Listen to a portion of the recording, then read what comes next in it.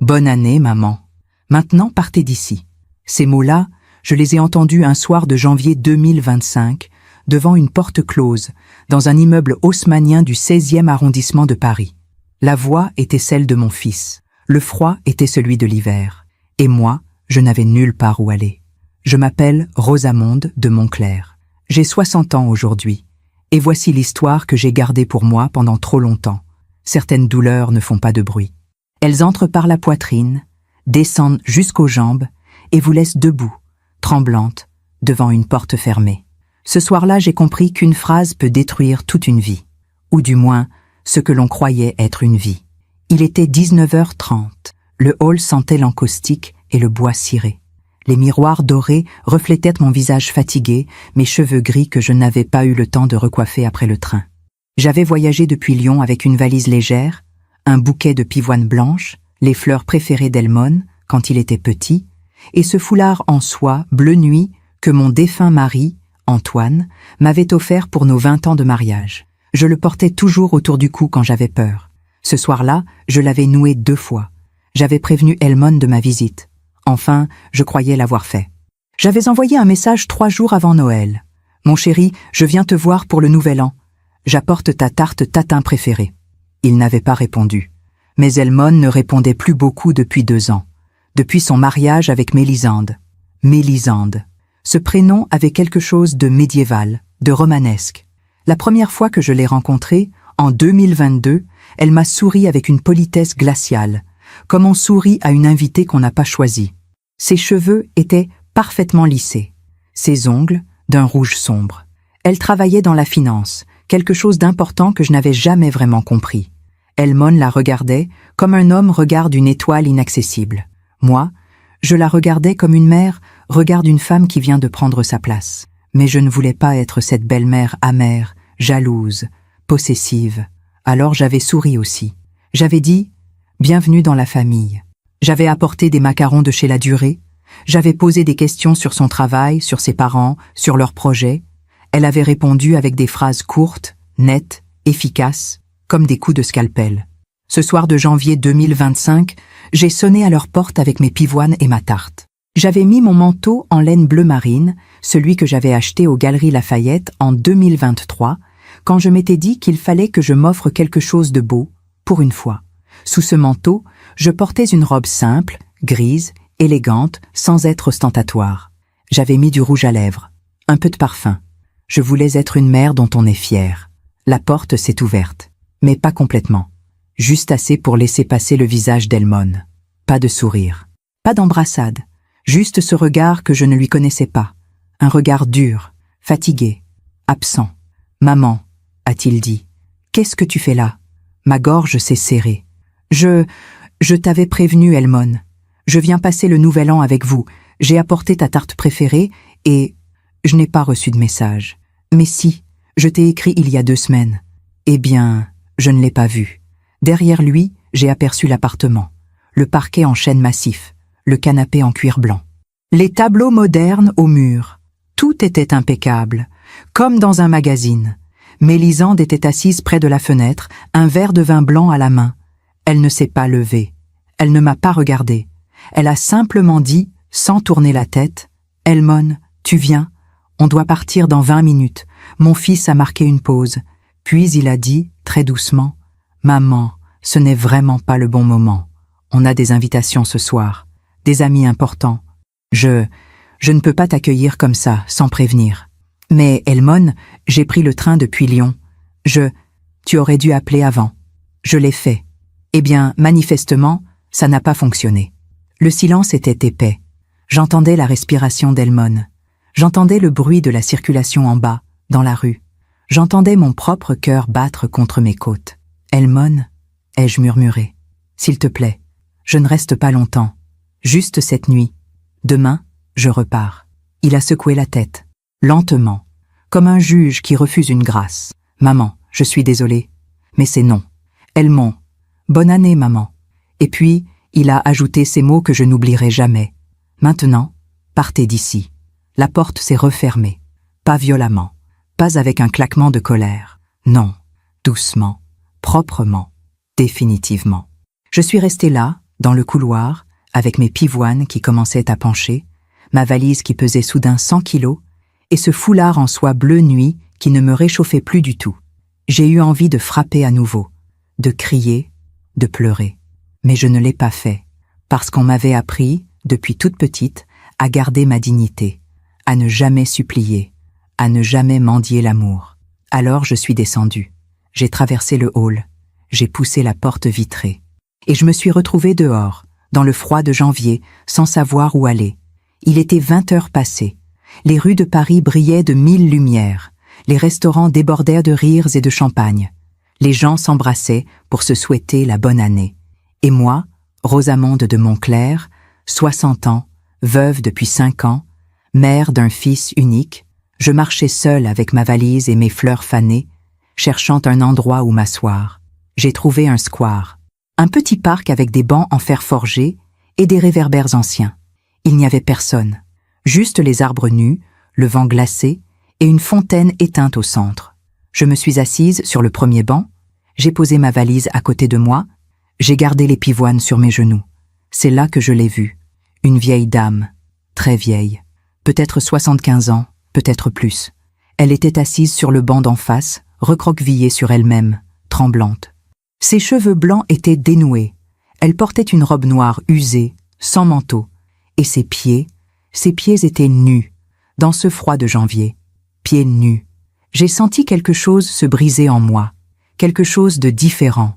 Pas une douleur, plutôt une ouverture, un espace qui se libère quand on cesse de penser à soi.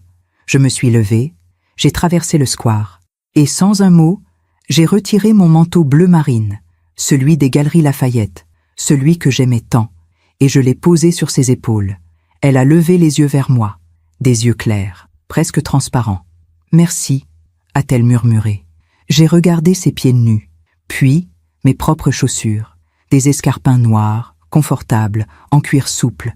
Je les ai retirés, et je les ai placés devant elle. « Prenez-les », ai-je dit. « Vous en avez plus besoin que moi. » Elle m'a regardé longtemps.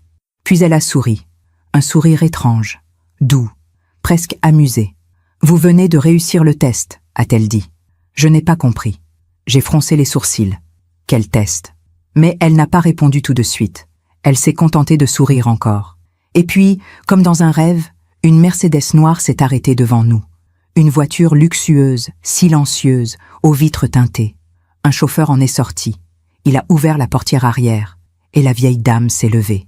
Elle a enfilé mes chaussures, elle a serré mon manteau contre elle, et elle a tendu la main vers moi. « Venez avec moi », a-t-elle dit. « Je vais vous récompenser. » J'étais figée, incapable de bouger, incapable de parler. « Qui êtes-vous » ai-je enfin murmuré. Elle a souri encore une fois, et dans ce sourire, j'ai vu quelque chose que je n'avais pas vu depuis longtemps, de la bonté. « Je m'appelle Philomène », a-t-elle dit. « Et vous, ma chère, vous venez de me prouver que les vraies âmes existent encore. » Le chauffeur attendait. La portière était ouverte. La voiture brillait sous le réverbère. Et moi, Rosamonde de Montclair, 60 ans, pieds nus sur le pavé glacé de Paris, j'ai pris la main de cet inconnu. Parce que parfois, on fait confiance à ceux qui ne la méritent pas. Et parfois, on rencontre ceux qui la méritent au moment où on ne s'y attend plus. Et vous, avez-vous déjà été déçu par quelqu'un que vous aimiez? Racontez-moi votre histoire dans les commentaires. J'aimerais vous lire. La Mercedes roulait lentement dans les rues de Paris. Je ne savais pas où nous allions. Je ne savais même pas si j'avais pris la bonne décision en montant dans cette voiture. Mais j'étais épuisée. Mes pieds nus commençaient à sentir le froid qui remontait dans mes jambes. Et cette femme, Philomène, avait une présence apaisante qui me faisait oublier pour quelques instants la douleur de la porte refermée. Elle était assise à côté de moi, enveloppée dans mon manteau bleu marine. Elle ne parlait pas. Elle regardait par la fenêtre, un léger sourire aux lèvres. Le chauffeur conduisait en silence. La ville défilait autour de nous, lumineuse et indifférente. Je pensais à Elmone, à son visage fermé, à ses mots tranchants. « Bonne année, maman. Maintenant, partez d'ici. » Comment en étions-nous arrivés là? Il y a des souvenirs qui reviennent comme des vagues. On ne peut pas les arrêter. Ils vous submergent, vous emportent, vous ramènent à un temps où tout était différent. Plus simple, plus doux. Je me souviens du jour où Elmone est né. C'était le 15 avril 1989. Un dimanche matin, Antoine et moi vivions encore à Neuilly-sur-Seine, dans un petit appartement avec vue sur le parc. Nous n'avions pas beaucoup d'argent à l'époque, mais nous avions l'essentiel, l'amour, l'espoir et ce bébé qui venait de pousser son premier cri. Elmon pesait 3 kg 200 grammes. Il avait des cheveux noirs, épais et des yeux sombres qui me regardaient avec une intensité troublante. Antoine avait pleuré en le tenant dans ses bras. Moi aussi. Nous avions pleuré de joie, de peur, de gratitude. Nous savions que nos vies venaient de changer pour toujours. Les premières années ont été merveilleuses. Elmon était un enfant curieux, intelligent, affectueux. Il aimait les histoires. Je lui en lisais chaque soir, assise au bord de son lit, tandis qu'il s'endormait en tenant son doudou, un petit lapin en peluche bleue qu'il avait baptisé Monsieur Oreille. Il aimait aussi dessiner. Il passait des heures à dessiner des châteaux, des dragons, des chevaliers. Il disait qu'un jour, il construirait une grande maison pour nous trois, avec un jardin immense et des arbres fruitiers. Antoine travaillait comme ingénieur chez Renault. Moi, j'étais professeur de littérature dans un lycée de Lyon. Nous avions déménagé là-bas en 1995, quand Antoine avait obtenu une promotion. Elmon avait 6 ans. Il avait pleuré en quittant Paris, mais il s'était adapté rapidement. Il avait trouvé de nouveaux amis. Il avait découvert les Alpes, la neige, les randonnées en montagne. Nous étions heureux, vraiment heureux. Je me souviens des dimanches où nous allions pique-niquer au bord du Rhône. Antoine préparait des sandwichs au jambon et au fromage. Moi, j'apportais une tarte aux pommes. Elmon courait dans l'herbe, attrapait des papillons, inventait des jeux, puis il revenait vers nous, essoufflé, les joues rouges, et il se blottissait contre moi en disant « Maman, tu es la plus belle maman du monde ». Ces mots-là, je les ai gardés longtemps dans mon cœur, comme des trésors, comme des preuves que j'existais, que j'étais aimée, que j'avais une place dans ce monde. Mais les enfants grandissent, ils deviennent des adolescents, puis des adultes, et parfois, ils oublient les pique-niques au bord du Rhône. Elmon a eu 14 ans en 2003. C'est à ce moment-là que tout a commencé à changer. Il était devenu plus distant, plus secret. Il passait des heures enfermé dans sa chambre, à jouer à des jeux vidéo ou à discuter avec des amis que je ne connaissais pas. Quand je lui demandais comment s'était passée sa journée, il répondait « Bien » et rien de plus. Antoine me disait de ne pas m'inquiéter, que c'était normal, que tous les adolescents traversaient cette phase. Mais moi, j'avais peur, peur de le perdre, peur qu'il ne m'aime plus. Alors, j'ai essayé de me rapprocher de lui. Je lui proposais d'aller au cinéma, de faire du shopping, de cuisiner ensemble. Parfois, il acceptait. Parfois, il refusait. Mais même quand il acceptait, j'avais l'impression qu'il n'était pas vraiment là, qu'il pensait à autre chose, qu'il attendait que le moment se termine. Et puis, il y a eu l'accident. C'était le 22 novembre 2019. Antoine est mort ce jour-là. Crise cardiaque, foudroyante. Il avait 58 ans. Il était en train de bricoler dans le garage. Il est tombé. Il n'a pas eu le temps de souffrir. C'est ce que les médecins m'ont dit. Mais moi, j'ai souffert pour 2. Elmon avait 30 ans à l'époque. Il vivait déjà à Paris. Il était revenu pour les funérailles. Il m'avait prise dans ses bras. Il avait pleuré. Il m'avait dit « Maman, je suis là. Tu n'es pas seule. » Mais après l'enterrement, il était reparti. Il avait sa vie, son travail, ses projets. Et moi, j'étais restée à Lyon, dans cette grande maison qui sentait encore le café du matin, les journaux d'Antoine, son eau de toilette. Les mois qui ont suivi ont été les plus difficiles de ma vie. Je me réveillais chaque matin en espérant que tout cela n'était qu'un cauchemar. Mais le lit à côté de moi était vide, la cuisine était silencieuse, et je devais continuer. Continuer à enseigner, continuer à sourire, continuer à faire semblant que j'allais bien. Elmon m'appelait 1 fois par semaine, parfois 2. Il me demandait si tout allait bien. Je répondais oui, toujours oui, parce que je ne voulais pas être un fardeau, parce que je ne voulais pas qu'il s'inquiète, parce que je voulais être une mère forte, digne, capable de gérer sa propre douleur. Mais la vérité, c'est que j'étais en train de me noyer, lentement, silencieusement. Et puis, en 2022, Elmon m'a annoncé qu'il allait se marier. J'étais heureuse pour lui. Vraiment heureuse. Je me suis dit que c'était un nouveau départ, que j'allais avoir une belle fille, peut-être, un jour, des petits-enfants, que la famille allait s'agrandir, que je ne serais plus seule. Elmon m'a présenté Mélisande au printemps. Nous nous sommes retrouvés dans un café près de l'Opéra Garnier. Elle portait un tailleur noir impeccable.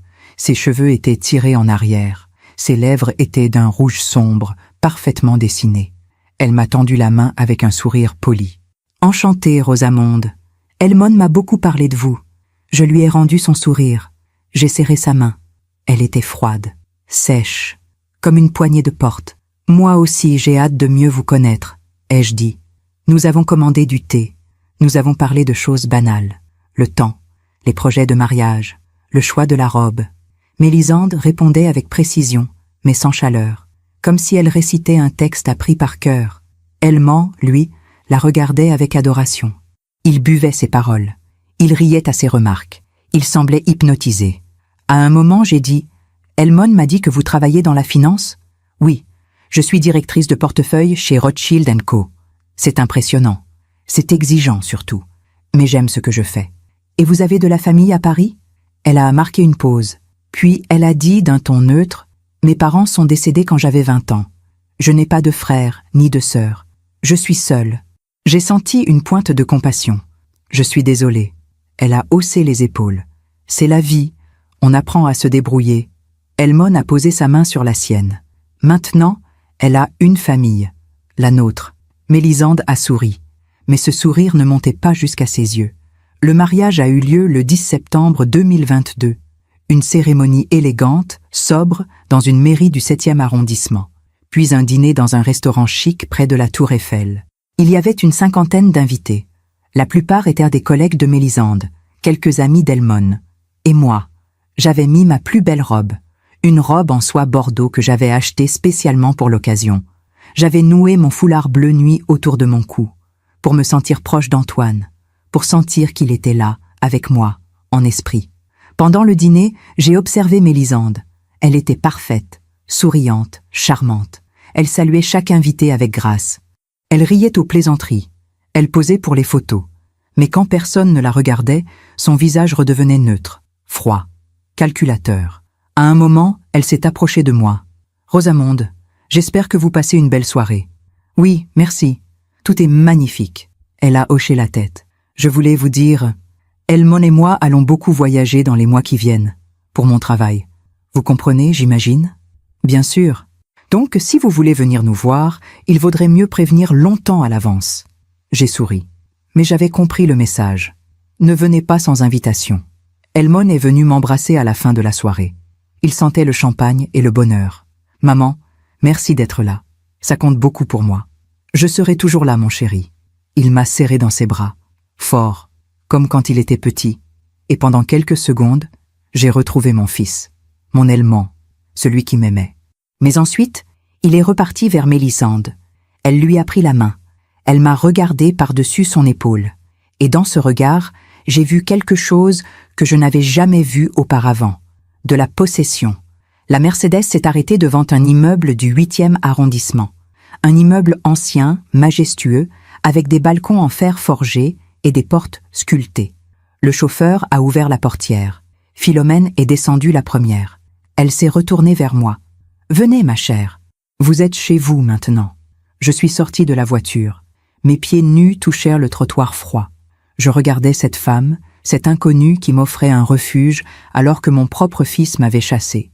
Et je me suis demandé, pourquoi les étrangers sont-ils parfois plus généreux que ceux qui partagent notre sang ? Pendant que je raconte tout cela, je me demande d'où vous m'écoutez. Écrivez le nom de votre ville en commentaire. L'appartement de Philomène était immense. Un de ces appartements parisiens qui racontent une histoire de fortune ancienne, de bon goût, de vie vécue dans l'élégance. Le hall d'entrée était recouvert de marbre blanc veiné de gris. Un lustre en cristal pendait du plafond. Des tableaux ornaient les murs. Pas des reproductions, mais des œuvres originales, des paysages impressionnistes, des portraits du 19e siècle. Le chauffeur avait pris ma valise. Une domestique m'avait apporté des chaussons en velours et une couverture chaude. Philomène s'était installée dans un fauteuil Louis XV, près de la cheminée où crépitait un feu doux. Elle m'avait fait signe de m'asseoir en face d'elle. « Vous devez avoir faim », a-t-elle dit. « Mathilde va vous préparer quelque chose. »« Je ne sais pas quoi dire », ai-je murmuré. « Vous ne me connaissez pas. Pourquoi faites-vous cela pour moi ?» Elle a souri, un sourire paisible, presque maternel. « Parce que vous m'avez donné votre manteau, alors que vous aviez froid. Parce que vous m'avez donné vos chaussures alors que vous en aviez besoin. Parce que vous avez vu une vieille femme souffrante et vous n'avez pas détourné le regard.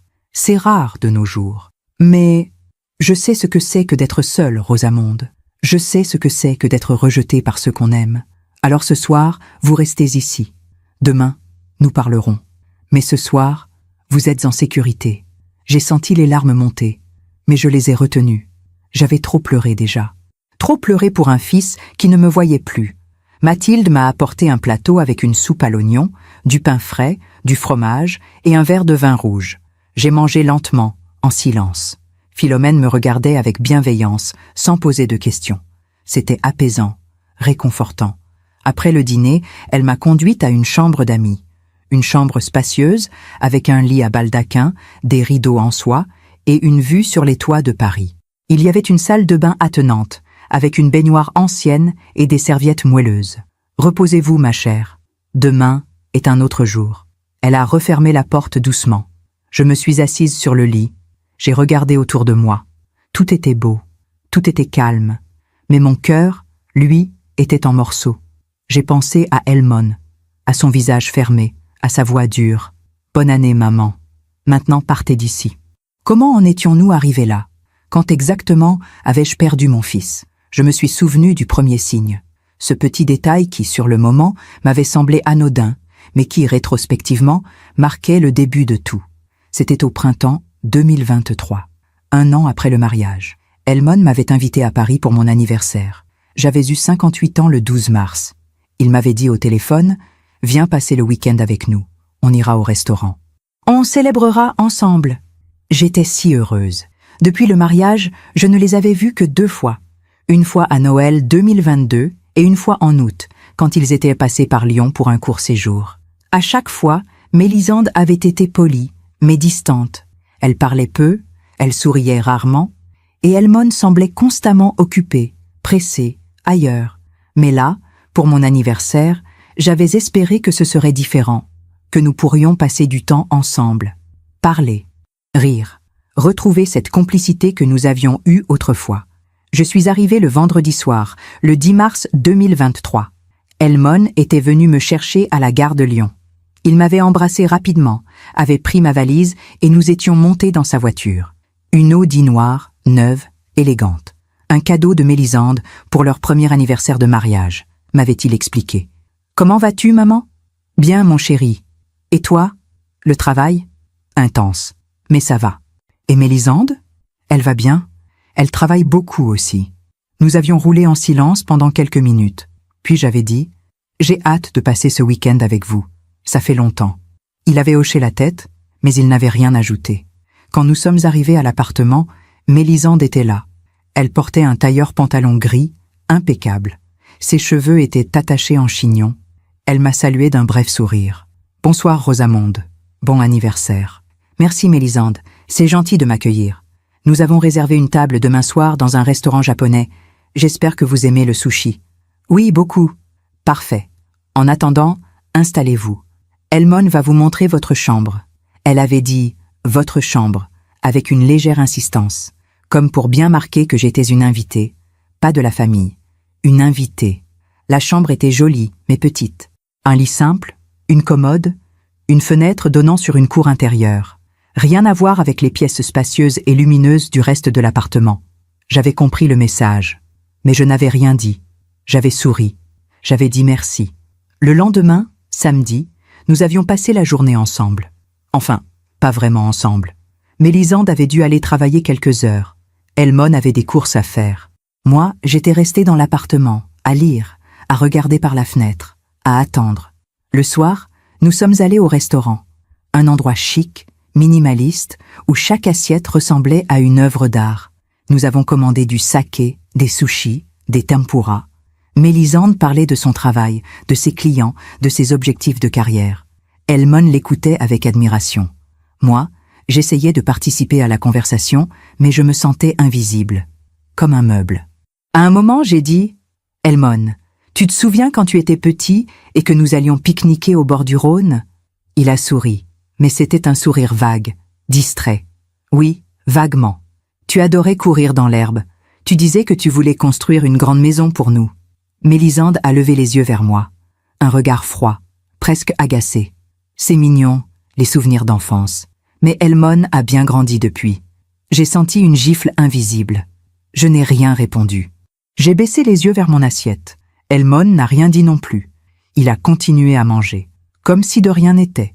Plus tard, de retour à l'appartement, j'ai essayé de parler seul à seul avec lui. Mélisande était allée se coucher. Elmon regardait son téléphone, assis sur le canapé. « Elmon, ai-je dit doucement. Est-ce que tout va bien ? » ?»« Oui, pourquoi ? » ?»« Je ne sais pas. J'ai l'impression que tu es distant, que tu ne me parles plus vraiment. » Il a soupiré, comme si je l'ennuyais. « Maman, je suis fatiguée. J'ai beaucoup de pression au travail. Mélisande aussi. On fait ce qu'on peut. Je comprends. Mais quoi ? J'aimerais qu'on passe plus de temps ensemble, qu'on se parle, comme avant. » Il a posé son téléphone. Il m'a regardé.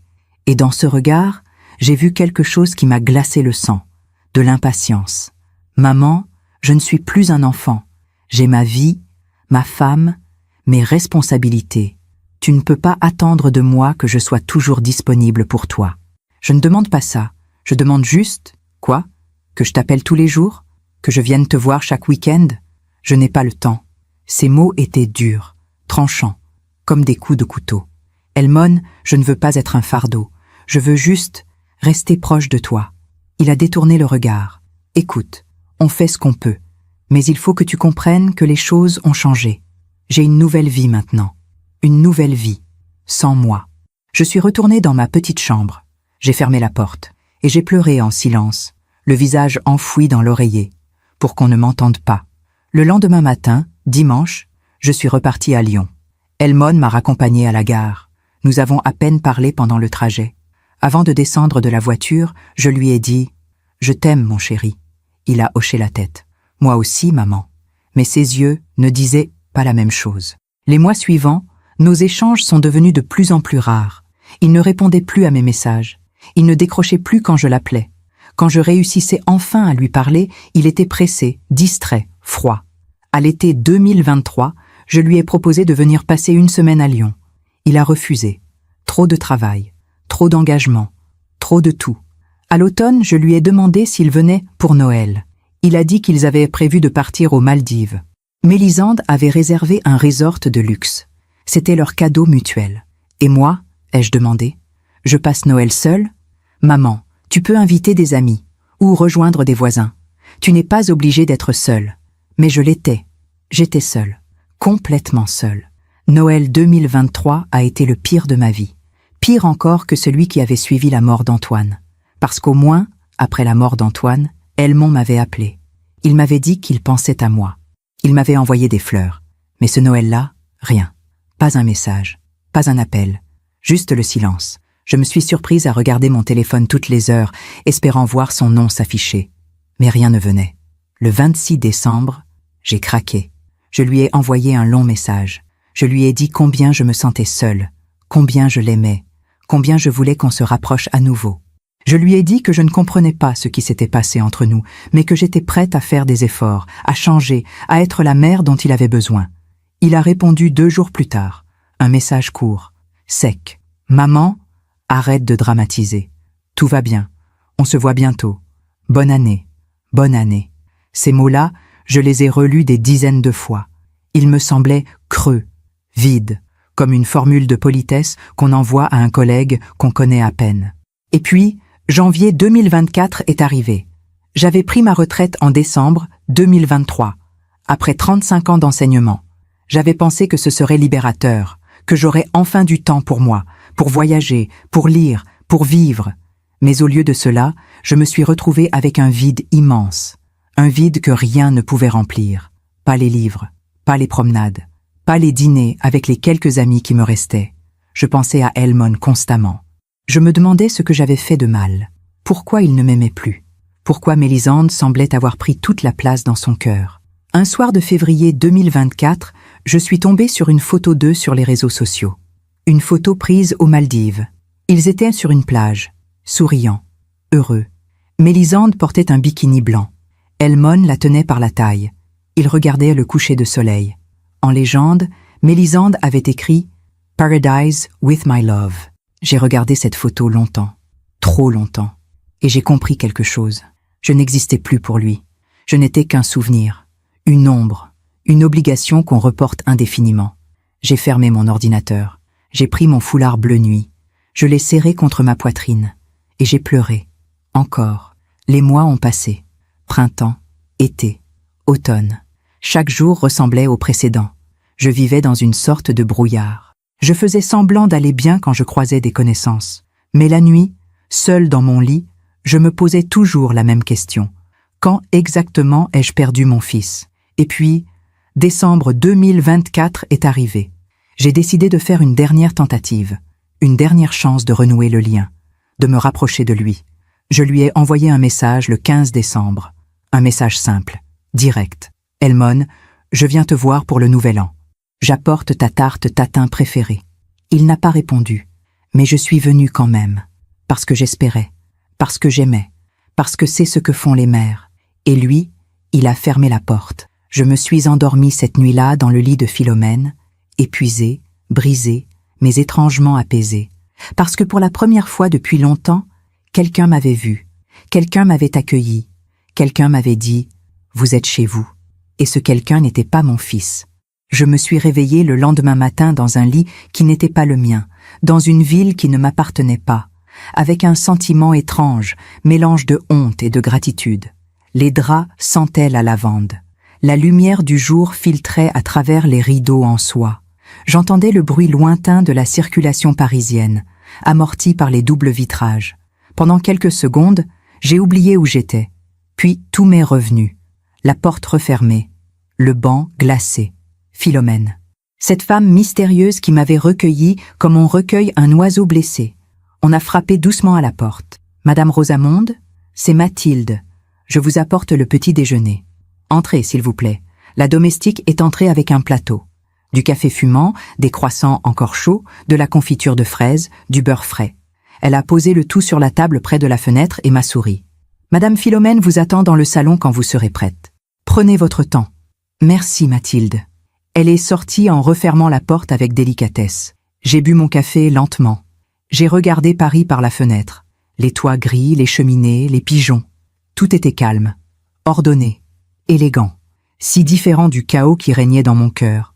Je pensais à Elmon, à ce qu'il faisait en ce moment. Est-ce qu'il pensait à moi? Est-ce qu'il regrettait de m'avoir chassé? Ou est-ce qu'il avait déjà oublié, repris sa vie comme si rien ne s'était passé? Je me suis habillée avec les vêtements que j'avais dans ma valise. Une jupe en laine grise, un chemisier blanc, mon foulard bleu nuit. J'ai essayé de me recoiffer, de me donner une apparence présentable. Mais mon reflet dans le miroir me renvoyait l'image d'une femme fatiguée, vieillie, perdue. Quand je suis descendue au salon, Philomène était assise près de la cheminée, vêtue d'un élégant ensemble en cachemire beige. Ses cheveux blancs étaient recoiffés en chignon. Elle lisait un livre qu'elle a posé en me voyant. « Bonjour ma chère, avez-vous bien dormi ?»« Oui, merci, mieux que je ne l'aurais imaginé. » Elle m'a fait signe de m'asseoir. Nous avons à parler, vous et moi. Je me suis installée dans le fauteuil en face d'elle. Mon cœur battait un peu plus vite. J'avais peur qu'elle me demande de partir, qu'elle me dise que son hospitalité avait des limites. Mais au lieu de cela, elle a dit « Racontez-moi votre histoire, Rosamonde. Racontez-moi comment vous en êtes arrivée à dormir sur un banc public un soir de janvier. » Alors je lui ai tout raconté, depuis le début, depuis la naissance d'Elmon, depuis les années heureuses, depuis la mort d'Antoine, depuis l'arrivée de Mélisande, depuis la distance qui s'était installée progressivement, insidieusement, jusqu'à ce que mon fils devienne un étranger. Elle m'écoutait sans m'interrompre. Ses yeux clairs ne me quittaient pas. De temps en temps, elle hochait la tête, mais elle ne me jugeait pas. Elle ne me donnait pas de conseils. Elle écoutait, simplement. Quand j'ai terminé, elle a soupiré. « Vous avez aimé votre fils plus qu'il ne vous a aimé. C'est souvent le cas avec les mères. Je ne sais pas ce que j'ai fait de mal. » « Vous n'avez rien fait de mal, ma chère. Vous avez fait ce que font toutes les mères. Vous avez donné, vous avez pardonné, vous avez espéré. Mais certaines personnes ne méritent pas tant de générosité. C'est mon fils. Je ne peux pas... Vous ne pouvez pas arrêter de l'aimer. Je sais, mais vous pouvez arrêter de vous détruire pour lui. Ces mots résonnaient en moi comme une vérité que je refusais d'entendre depuis trop longtemps. Que dois-je faire maintenant? Elle s'est levée. Elle a marché jusqu'à la fenêtre. Elle regardait Paris avec un air songeur. Vous allez rester ici, le temps qu'il faudra. Vous allez reprendre des forces, retrouver votre dignité. Et ensuite, nous verrons. Je ne peux pas abuser de votre gentillesse. Elle s'est retournée vers moi. Rosamonde, j'ai 75 ans. Je suis veuve depuis 15 ans. Je n'ai pas d'enfant, pas de famille, juste de l'argent et une grande maison vide. Vous m'avez donné votre manteau quand vous n'aviez rien. Laissez-moi vous donner un toit quand vous en avez besoin. J'ai senti les larmes monter à nouveau. Mais cette fois, c'était différent. Ce n'était pas de la tristesse, c'était de la reconnaissance. Merci, ai-je murmuré. Merci infiniment. Les jours suivants se sont écoulés dans une douceur étrange. Je vivais dans cet appartement somptueux comme dans un rêve. Philomène me faisait visiter Paris. Nous allions au musée d'Orsay, au jardin du Luxembourg, dans de petits cafés du Marais. Elle me racontait sa vie. Son mari, Henri, un industriel qui avait fait fortune dans le textile. Leur mariage en 1968. Leur amour profond, mais sans enfant. La mort d'Henri en 2009, emportée par un cancer foudroyant. Après sa mort, j'ai pensé que ma vie était finie. Me confiait-elle un après-midi, alors que nous prenions le thé dans un salon de thé, près de la place des Vosges. Mais j'ai continué. Parce que c'est ce qu'on fait. On continue. Vous n'avez jamais voulu vous remarier? Non. Henri était l'amour de ma vie. Après lui, personne ne pouvait prendre sa place. Vous ne vous êtes jamais senti seule? Elle a souri. Bien sûr que si. Mais la solitude n'est pas toujours une mauvaise chose. Elle nous apprend à nous connaître, à nous suffire à nous-mêmes. Je l'admirais. Cette force tranquille, cette acceptation sereine de ce que la vie lui avait donné et repris. Pendant ce temps, mon téléphone restait silencieux. Helmone ne m'avait pas contacté. Pas un message, pas un appel, rien, comme si je n'existais plus. Au début, je vérifiais mon téléphone toutes les heures, puis toutes les 2 heures, puis je me suis forcée à ne le regarder qu'une fois par jour. Mais chaque fois, c'était la même déception. Rien. Un soir, début janvier 2025, environ 1 semaine après mon arrivée chez Philomène, j'ai craqué. J'ai envoyé un message à Helmone. « Mon chéri, je suis désolée si je t'ai dérangé l'autre soir. Je ne voulais pas m'imposer. J'espère que tu vas bien. Je t'aime. Maman. » J'ai attendu une réponse. 1 heure, 2 heures, rien. Le lendemain matin, toujours rien.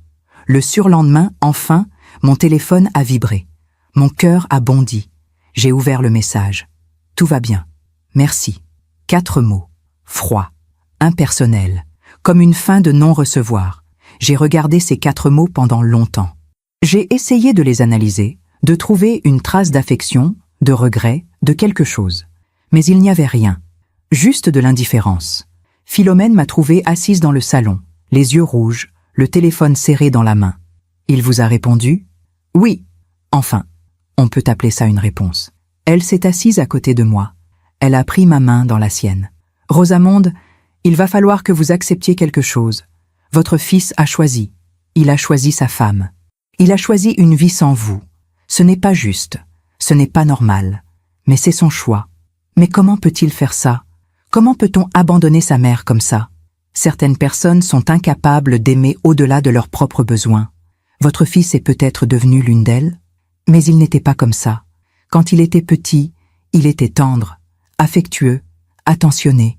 Les gens changent, ma chère. Pas toujours en mieux. J'ai pleuré dans ses bras ce soir-là.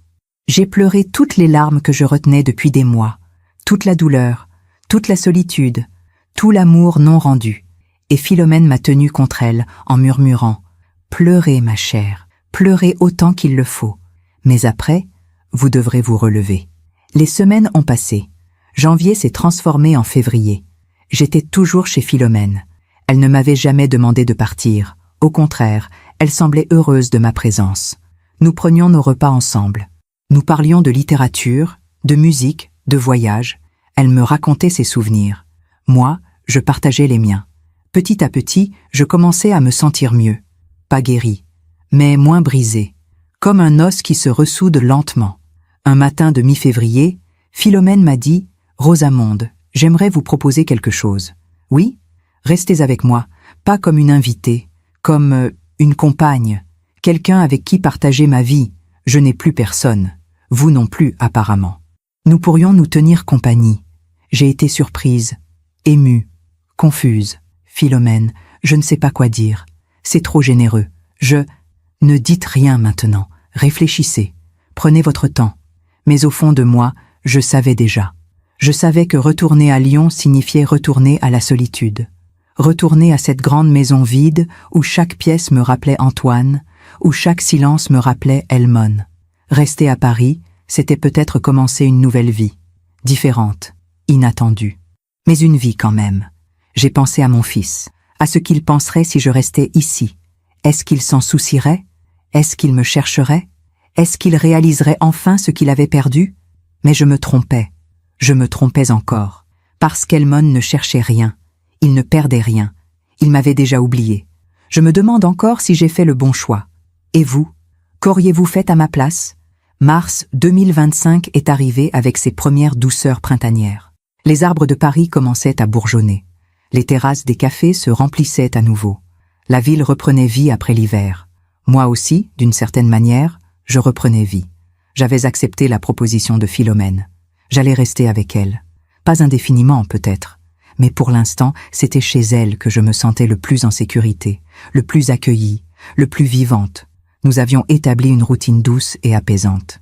Le matin, nous prenions le petit déjeuner ensemble en lisant les journaux.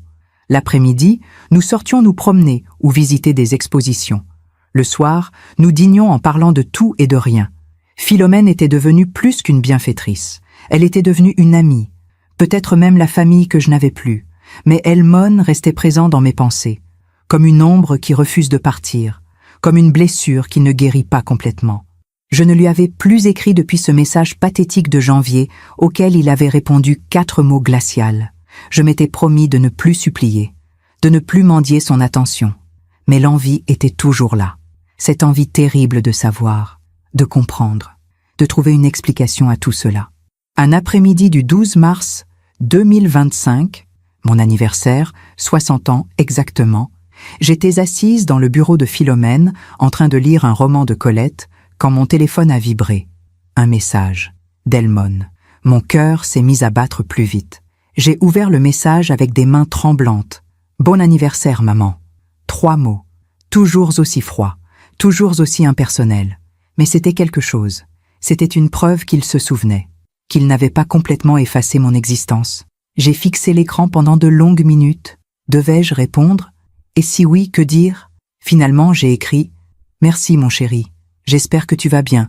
Je pense à toi. » J'ai envoyé le message, puis j'ai attendu. 1 heure, 2 heures, rien. Philomène m'a trouvé dans le bureau, le téléphone à la main, le regard perdu. « Il vous a contacté? »« Oui. Pour mon anniversaire? » ?»« C'est bien, non? » ?»« Je ne sais pas.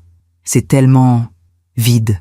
Comme une obligation qu'il coche sur une liste. » Elle s'est assise en face de moi. « Rosamonde, je vais vous dire quelque chose que vous ne voulez peut-être pas entendre. Mais il le faut. » « Quoi? Votre fils ne reviendra pas. Pas tant que cette femme sera dans sa vie. Elle a pris le contrôle. Elle l'a éloigné de vous. Et tant qu'il sera sous son influence, vous n'existerez plus pour lui. Mais Philomène, Mélisande n'est quand même pas un monstre. Elle est juste... Juste quoi? Juste possessive? Juste manipulatrice? Juste jalouse de votre relation avec votre fils? J'ai baissé les yeux. Parce qu'au fond de moi, je savais qu'elle avait raison. Depuis le début, Mélisande avait construit un mur entre Elmone et moi, subtilement, progressivement, mais efficacement. Vous pensez vraiment que c'est elle qui... J'en suis certaine. J'ai connu des femmes comme elle. Des femmes qui ne supportent pas que leur mari ait d'autres attachements. Qui veulent être le centre absolu de son monde. Et pour cela, elles éliminent tout ce qui pourrait faire de l'ombre. Y compris une mère aimante. Ces mots résonnaient en moi. Je repensais à tous ces petits détails que j'avais ignorés. Ces remarques acerbes, ces regards froids, cette manière qu'avait Mélisande de toujours s'interposer entre Elmone et moi lors de nos rares rencontres. Mais pourquoi Elmone se laisse-t-il faire? Parce qu'il est faible, ma chère, ou parce qu'il est aveuglé? Ou peut-être les deux. Ce soir-là, Philomène a organisé un petit dîner d'anniversaire pour moi. Juste nous deux, dans la salle à manger élégante de son appartement. Mathilde avait préparé un magnifique repas. Il y avait même un gâteau avec 60 bougies. « Faites un vœu », a dit Philomène en souriant. J'ai fermé les yeux. J'ai pensé à Elmon. Et j'ai souhaité qu'un jour il se réveille, qu'il réalise ce qu'il avait perdu, qu'il revienne vers moi. Puis j'ai soufflé les bougies. Philomène m'a tendu un paquet joliment emballé. Joyeux anniversaire, Rosamonde. J'ai ouvert le paquet avec précaution. C'était un châle en cachemire, d'un bleu profond qui rappelait mon foulard en soie. Il est magnifique, ai-je murmuré, pour remplacer le manteau que vous m'avez donné, et pour vous rappeler que vous méritez d'être entouré de beauté et de douceur. J'ai été submergé par l'émotion. Cette femme, cette étrangère rencontrée sur un banc glacé, me traitait mieux que mon propre fils. Philomène, je ne sais pas comment vous remercier pour tout ce que vous faites pour moi. Vous n'avez pas à me remercier. Vous êtes devenue précieuse à mes yeux. Et j'ai une proposition à vous faire. Une autre proposition? Elle a souri. Je vieillis, Rosamonde. J'ai 75 ans. Ma santé est encore bonne, mais qui sait pour combien de temps? Je n'ai personne pour hériter de ce que j'ai construit avec Henri. Personne à qui léguer cet appartement, ces biens, cet argent. Philomène, laissez-moi finir. Je voudrais que vous soyez mon héritière, que tout ceci vous revienne quand je ne serai plus là. J'ai été choquée, stupéfaite. Mais c'est impossible. Nous nous connaissons à peine. Vous avez sûrement de la famille, des neveux, des nièces. Je n'ai personne, absolument personne. Mes parents sont morts depuis longtemps. J'étais fille unique, Henri aussi. Nous n'avons jamais eu d'enfant. Je suis seule au monde, jusqu'à ce que vous entriez dans ma vie. Mais Philomène, je ne peux pas accepter. C'est trop. C'est ma décision. Et je l'ai déjà prise. Mon notaire préparera les documents. Vous êtes mon héritière, Rosamonde. Que cela vous plaise ou non. J'ai pleuré cette nuit-là. Mais pour la première fois depuis longtemps, ce n'était pas de tristesse. C'était de gratitude, de reconnaissance, d'émerveillement face à la bonté inattendue de la vie. Les semaines suivantes ont été paisibles. Avril 2025 s'est installé avec ses journées lumineuses. Philomène et moi avions nos habitudes, nos promenades, nos conversations, notre complicité grandissante. Mais un événement est venu troubler cette tranquillité. C'était le 23 avril. Nous revenions d'une exposition au musée Rodin. Nous marchions lentement le long de la Seine, profitant du soleil printanier. Philomène s'était arrêtée pour acheter des fleurs à un vendeur ambulant quand j'ai entendu une voix que je connaissais trop bien. « Maman ?» Je me suis retournée, et je l'ai vu. Elmon. Il était là, à quelques mètres de moi, sur le trottoir. Il portait un costume sombre. Il avait maigri. Ses traits étaient tirés. À côté de lui se tenait Mélisande, élégante dans un tailleur noir, ses cheveux parfaitement coiffés, son rouge à lèvres impeccable. Mon cœur s'est arrêté. Puis il s'est remis à battre, violemment, douloureusement. « Elmon » ai-je murmuré. Il s'est approché, lentement, comme s'il hésitait. Mélisande le suivait, une expression indéchiffrable sur le visage. « Qu'est-ce que tu fais à Paris ?» a-t-il demandé.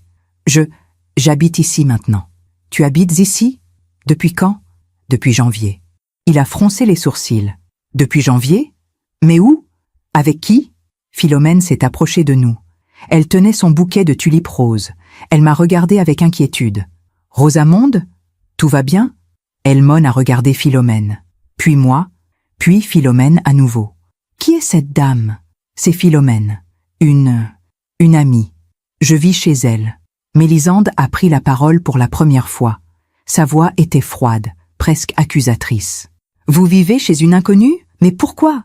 J'ai senti la colère monter en moi, une colère que je retenais depuis des mois, des années peut-être, parce que je n'avais nulle part où aller, parce que mon fils m'a chassé de chez lui un soir de janvier, parce que j'ai dormi sur un banc public et que cette femme, cette inconnue comme tu dis, m'a accueilli alors que mon propre sang m'avait rejeté.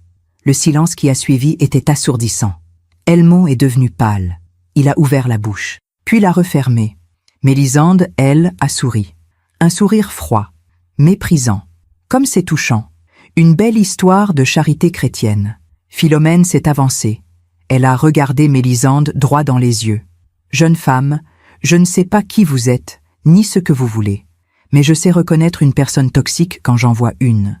Et vous en êtes une. » Mélisande a écarquillé les yeux. Personne ne lui parlait jamais ainsi. « Pardon, vous ne me connaissez pas. Vous n'avez pas le droit de... » « J'ai le droit de défendre quelqu'un qui souffre à cause de vous. J'ai le droit de dire la vérité. Et la vérité, c'est que vous avez détruit le lien entre cette femme et son fils. » consciemment, méthodiquement. Elmon a levé la main. « Madame, s'il vous plaît, vous ne connaissez pas notre situation. Vous ne savez pas ce qui... Je sais qu'un fils qui chasse sa mère un soir de Nouvel An n'a aucune excuse. Aucune. » Elmon a baissé les yeux.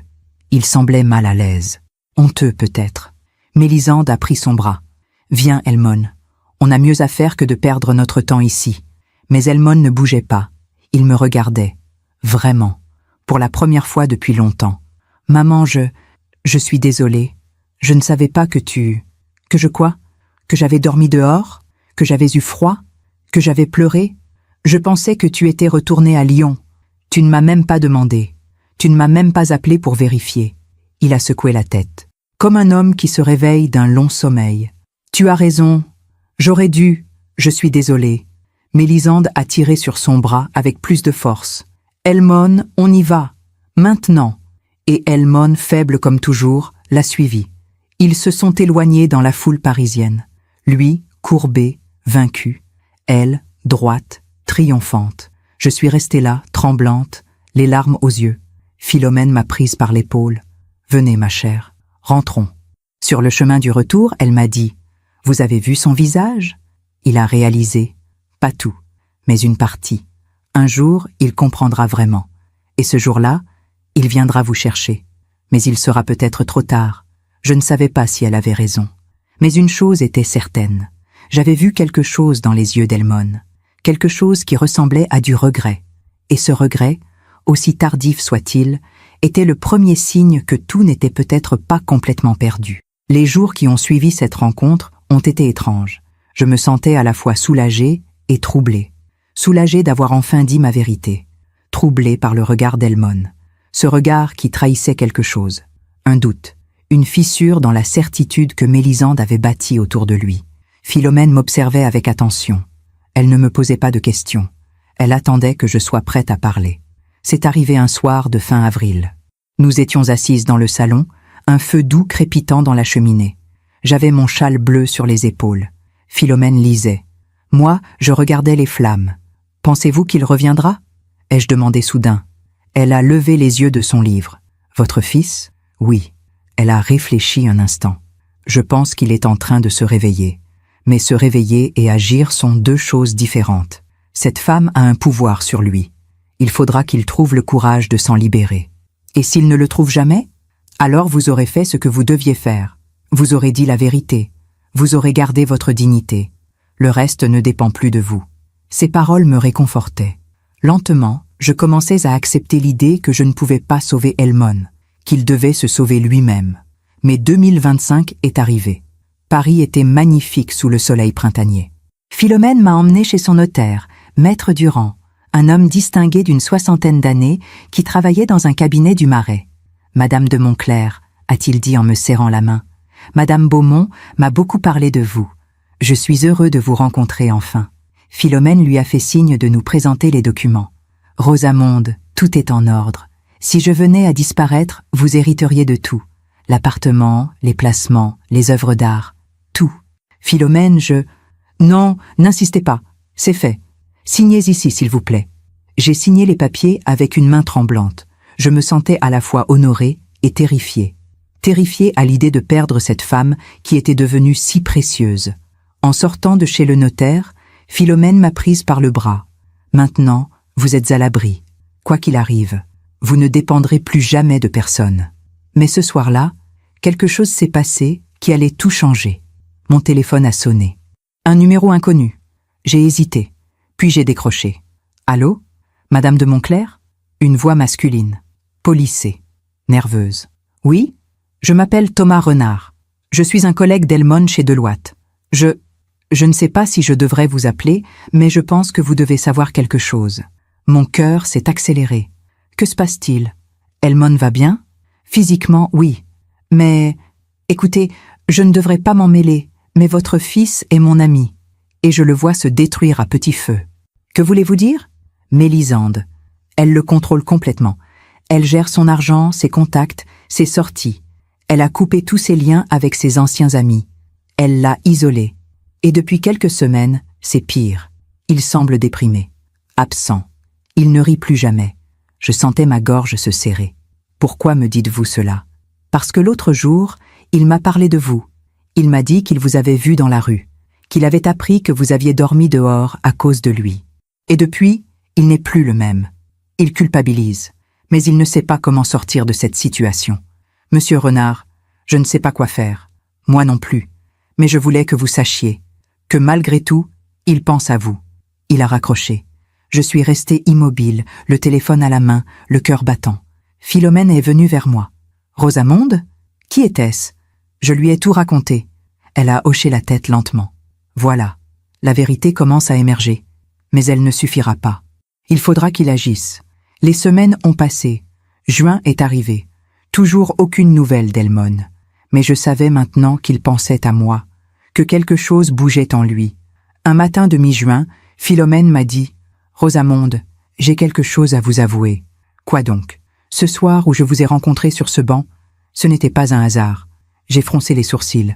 Comment ça? Je fais cela une fois par an, depuis la mort d'Henri. Je sors, je m'habille comme une mendiante, et je vais voir qui s'arrêtera pour m'aider. La plupart des gens passent sans me regarder. Certains me donnent une pièce, mais presque personne ne donne vraiment. Pas son manteau, pas ses chaussures. Vous l'avez fait. Alors c'était un test? Oui, un test pour trouver quelqu'un qui mérite ma confiance, ma fortune, mon héritage. Et vous avez réussi. J'étais abasourdi. Mais pourquoi? Parce que l'argent doit aller à ceux qui ont un cœur, pas à ceux qui le cherchent. Vous ne cherchiez rien. Vous donniez.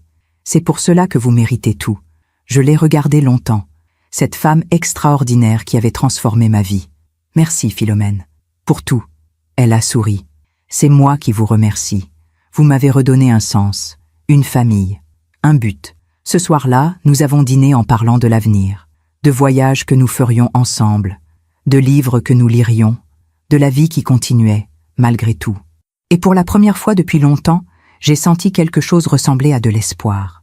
Juillet 2025 a commencé dans une chaleur étouffante. Paris se vidait de ses habitants. Les vacances d'été poussèrent les Parisiens vers les côtes, les montagnes, l'ailleurs. Philomène et moi avions décidé de rester. Nous aimions la ville déserte, ses rues calmes, ses cafés moins bondés. C'était le 14 juillet, le jour de la fête nationale. Nous regardions les feux d'artifice depuis le balcon de l'appartement quand mon téléphone a sonné. Elmone. J'ai fixé l'écran, pétrifié. Philomène m'a regardé. « Répondez », a-t-elle dit doucement. J'ai décroché. « Allô? Maman, c'est moi. » Sa voix était différente, brisée, fatiguée. « Elmone, comment vas-tu? Je peux venir te voir? Maintenant? Maintenant? Mais il est 22 heures. S'il te plaît, maman, j'ai besoin de te parler. » Quelque chose dans sa voix m'a fait céder. « D'accord, je t'envoie l'adresse. » 1 heure plus tard, il était là, debout dans le salon de Philomène, amaigri, les traits tirés, les yeux rouges. Il portait un jean et un pull simple, pas le costume impeccable habituel. Philomène nous a laissés seuls. Elle s'est retirée discrètement dans sa chambre. Elmone est restée debout, les mains dans les poches, incapable de me regarder en face. « Maman, je suis désolée, tellement désolée. »« Pourquoi, Elmone ? » ?»« Pour tout, pour janvier, pour ces 2 dernières années, pour t'avoir abandonné. » Les larmes ont commencé à couler sur ses joues. Je ne sais pas ce qui m'est arrivé, je ne sais pas comment j'en suis arrivée là, mais depuis que je t'ai vue dans la rue en avril, je ne dors plus. Je ne pense qu'à ça, à ce que je t'ai fait. Je suis restée assise, immobile. Une partie de moi voulait le prendre dans mes bras. L'autre voulait qu'il souffre encore un peu, qu'il comprenne vraiment. Thomas m'a dit qu'il t'avait appelé. Il n'aurait pas dû, mais je suis content qu'il l'ait fait. Il s'inquiète pour toi. Tout le monde s'inquiète, sauf moi. Je n'ai pas vu ce qui se passait. Je ne voulais pas voir. Et Mélisande, son visage s'est durci. Mélisande elle est... Il s'est effondré sur le canapé, la tête entre les mains. Elle me contrôle, maman. Elle contrôle tout. Mes finances, mes contacts, mes décisions. Au début, je trouvais ça rassurant. Elle était si organisée, si efficace. Mais maintenant, je me sens prisonnier. Je ne peux plus respirer. Pourquoi ne la quittes-tu pas? J'ai peur. Elle connaît des gens importants. Elle a accès à tous mes comptes. Si je la quitte, elle peut me détruire professionnellement. Elle me l'a dit. Elle t'a menacé? Il a hoché la tête. La semaine dernière, quand je lui ai dit que je voulais te revoir. Elle a dit que si je te revoyais, Elle raconterait des mensonges sur moi à mon entreprise, qu'elle me ferait licencier. Mon cœur se serrait. Mon fils était devenu l'otage de sa propre femme. « Elmone, tu dois partir, tu dois la quitter. » Je sais. Mais comment? Elle a tout. L'appartement est à son nom, les économies sont sur ses comptes. Je n'ai rien. Tu as ta dignité, tu as ta liberté. C'est plus précieux que tout l'argent du monde. Il m'a regardé, vraiment regardé. Et pour la première fois depuis des années, j'ai retrouvé mon fils, celui que j'avais élevé, celui qui savait distinguer le bien du mal. Tu as raison. Je vais partir. Dès demain. Où iras-tu? Je ne sais pas. Mais je ne peux plus rester avec elle. Je me suis levée. Je me suis approchée de lui. Et je l'ai pris dans mes bras. Il a pleuré contre mon épaule. Comme quand il était petit. Comme quand il avait besoin de sa mère. Je suis là, mon chéri. Tu peux venir ici. Philomène acceptera. Je ne veux pas abuser. Tu n'abuses pas. Tu reviens à la maison. Nous avons parlé jusqu'à 3 heures du matin. Il m'a tout raconté. Comment Mélisande l'avait séduit. Comment elle l'avait progressivement isolé. Comment elle critiquait chacune de mes tentatives de contact. Comment elle lui disait que j'étais envahissante, manipulatrice, toxique. Et tu l'as cru? Oui, parce que je voulais lui plaire, parce que j'avais peur de la perdre. Mais en voulant la garder, c'est toi que j'ai perdu. Avant de partir, il m'a serré dans ses bras une dernière fois. Je reviens demain, avec mes affaires. Si Philomène accepte, elle acceptera, j'en suis certaine. Le lendemain matin, j'ai tout raconté à Philomène. Elle a écouté attentivement. Bien sûr qu'il peut venir ici. Nous avons assez de place. Et ce garçon a besoin de se reconstruire loin de cette femme. Mais Elmone n'est jamais venue. Le 15 juillet au soir, j'ai reçu un message. « Maman, je suis désolée. Je ne peux pas. Elle a menacé de ruiner ma carrière. Je ne peux pas prendre ce risque. Pardonne-moi. » Mon cœur s'est brisé. Encore une fois. Philomène a lu le message par-dessus mon épaule. Il a choisi la sécurité plutôt que la liberté. C'est triste, mais c'est son choix. Il a peur. Je sais, mais tant qu'il choisira la peur, il restera prisonnier. J'ai pleuré cette nuit-là. Non pas de colère, mais de tristesse. Tristesse pour mon fils, qui n'avait pas trouvé le courage de se libérer. Mais quelque chose en moi avait changé. Je ne voulais plus supplier. Je ne voulais plus attendre. J'avais fait ma part. J'avais ouvert la porte. C'était à lui maintenant de franchir le seuil.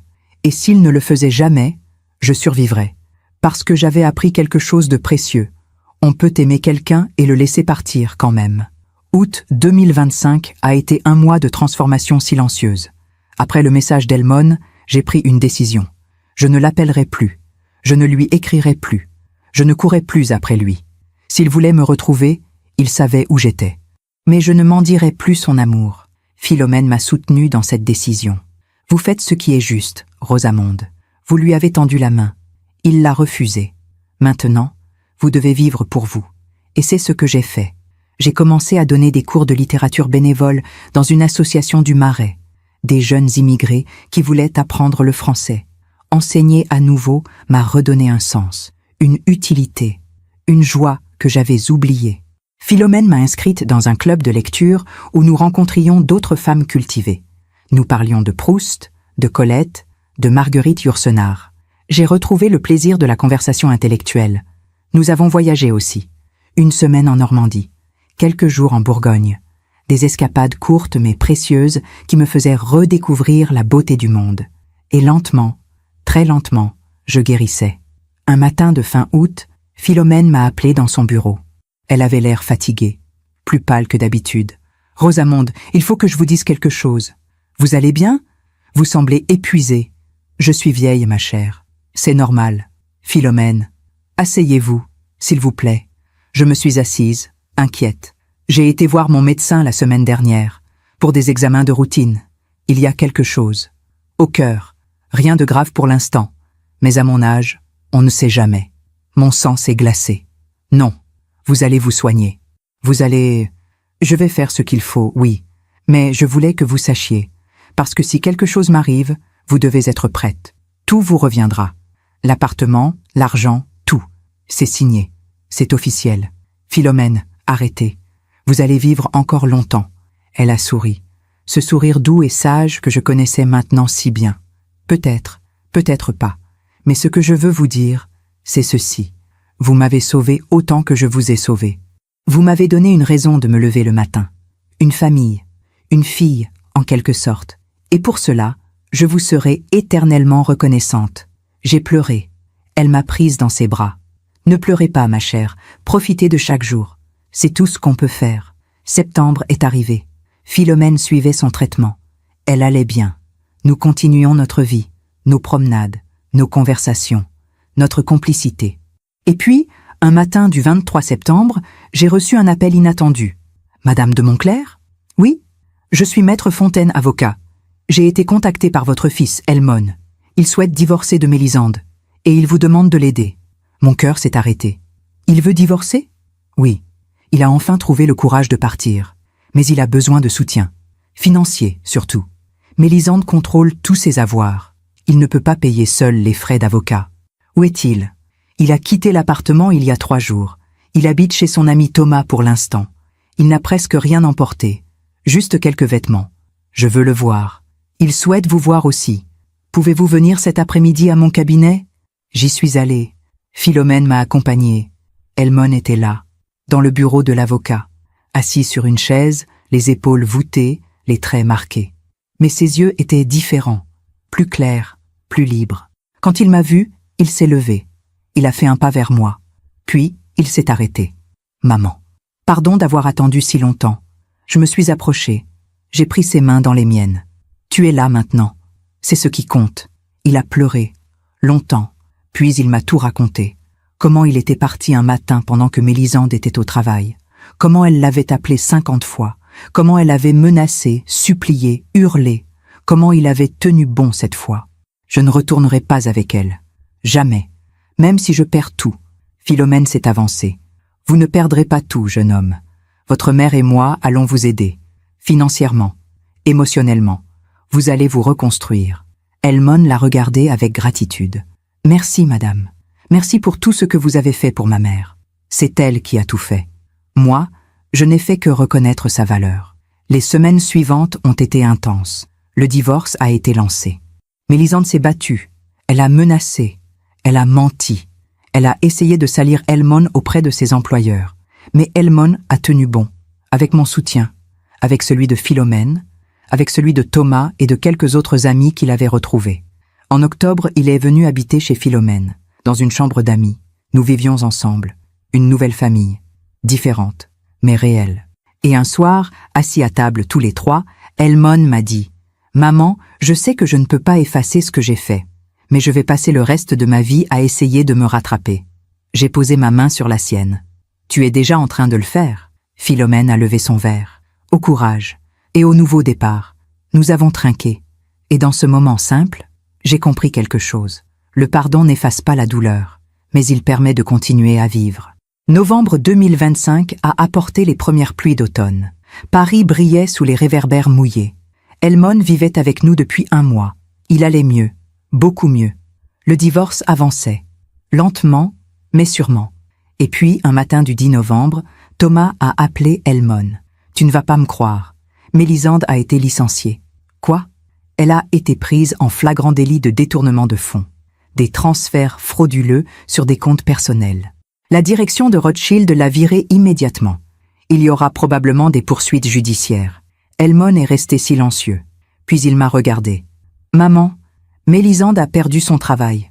Tout ce pourquoi elle vivait. Je n'ai ressenti aucune joie, juste une certaine paix. La vie finit toujours par rendre ce qu'on lui donne. » Quelques jours plus tard, l'avocat nous a informé que Mélisande voulait accélérer le divorce.